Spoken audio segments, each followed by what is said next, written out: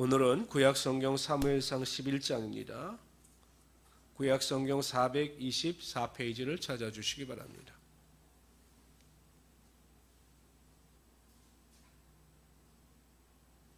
구약성경 424페이지 사무엘상 11장 말씀이 되겠습니다. 우리 1절에서부터 15절까지 읽도록 합니다. 여기는 암몬왕 나하스가 길랏 야베스, 요단 동편 므낫세 반지파가 거주하고 있던 곳에 침공해서 일어난 일들에 대해서 기록하고 있습니다. 제가 먼저 1절 읽겠습니다. 암몬 사람 나하스가 올라와서 길랏 야베스에 맞서 진침해 야베스 모든 사람이 나하스에게 이르되 우리와 연약하자, 그리하면 우리가 너를 섬기리라 하니 암몬 사람 나하스가 그들에게 이르되 내가 너의 오른 눈을 다 빼야 너희와 연약하리라. 내가 온 이스라엘을 이같이 모욕하리라. 야베스 장로들이 그에게 이르되 우리에게 이랫동안 말미를 주어 우리가 이스라엘 온 지역에 전령들을 보내게 하라. 만일 우리를 구원할 자가 없으면 내게 나아가리라 하니라.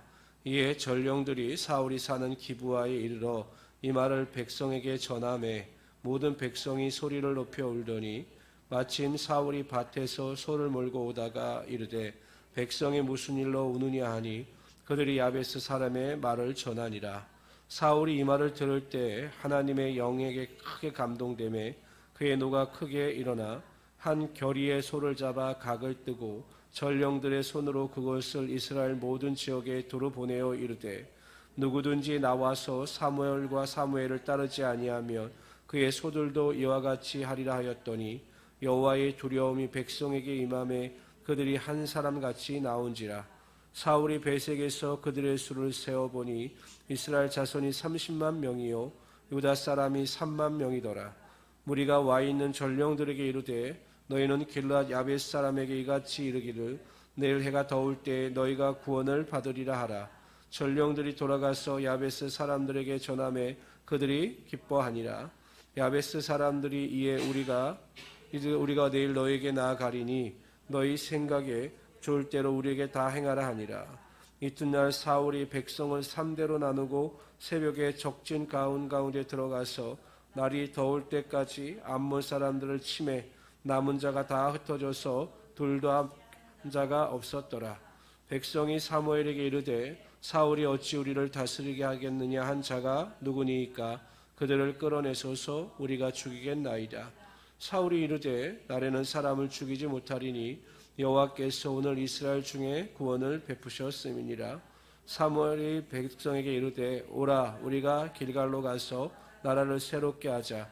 모든 백성이 길갈로 가서 거기서 여호와 앞에서 사울을 왕으로 삼고 길갈에서 여호와 앞에 화목제를 드리고 사울과 이스라엘 모든 사람이 거기서 기뻐하니라. 아멘.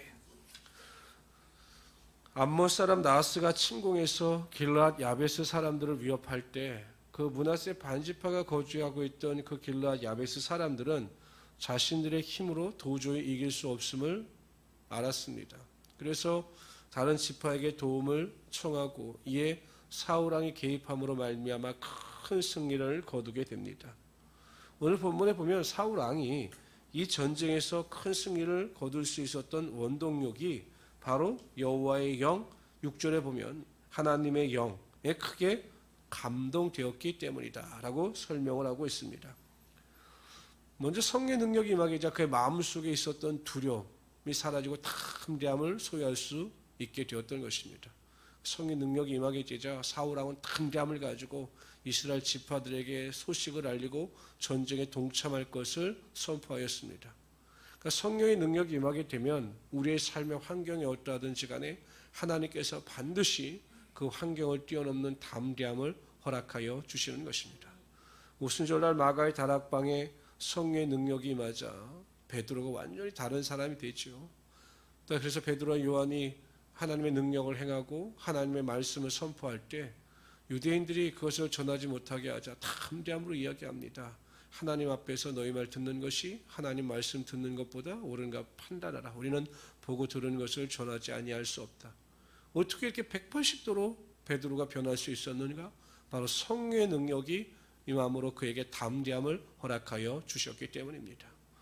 우리가 두려움이 엄습할 때, 슬픔이 엄습할 때, 낙심이 엄습할 때 반드시 성령의 능력을 구해야 합니다. 그럼 성령께서 우리 안에 역사하심으로 모든 어둠의 세력은 떠나가고 우리 안에 하나님이 주시는 절대 담대함의 능력이 임하게 될 것입니다.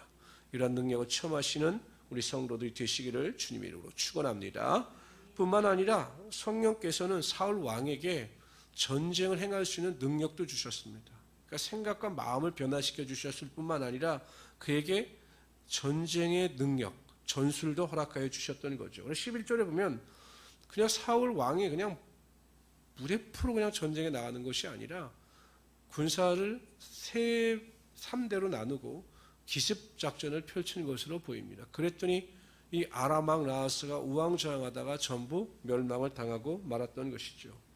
그러니까 우리가 이 세상을 살아갈 때 하나님께서 성령을 통하여 주시는 지혜와 능력이 필요합니다. 사업을 할 때도 그렇고 직장 생활을 할 때도 그렇고 우리의 삶의 어떤 일을 선택하고 결정할 때도 우리가 충분히 기도해서 성령의 능력이 주시는 지혜를 가지고 모든 것을 운영해 나가야 하나님께서 그 일 가운데 하나님의 축복이 임하게 하여 주시는 거죠. 그냥 믿는다라고 하면서 그냥 난 믿음이 좋으니까 그냥 지혜도 구하지 않고 그냥 우격다짐으로 사업하고 그냥 우격다짐으로 직장생활하는 분들이 있는데 그건 절대로 신앙이 좋은 것이 아니라 무지한 것입니다. 여러분 항상 무슨 일이든지 뭐 자녀를 키우든지 무슨 사소한 일이든지 성령의 능력을 통해서 하나님의 지혜를 구하시는 우리 귀한 성도들이 되시기를 주님의 이름으로 축원합니다. 어찌하든지 사울 왕이 전쟁을 통해서 왕으로 즉위하고 그의 왕권이 완전히 강화됩니다. 그러니까 이전에 사울 왕의 기름 부음을 받았을 때 어찌 저러한 사람이 우리 왕이 되겠느냐라고 불만을 가졌던 불량배들이 있었는데 악한 자들이 있었는데 오히려 그들의 입지가 축소되고 사울 왕의 왕권이 강화가 되었습니다. 모든 백성들이 사울 왕을 추앙하게 되었던 것입니다. 과연 이게 누가 하셨을까? 결국 하나님께서 하신 거죠.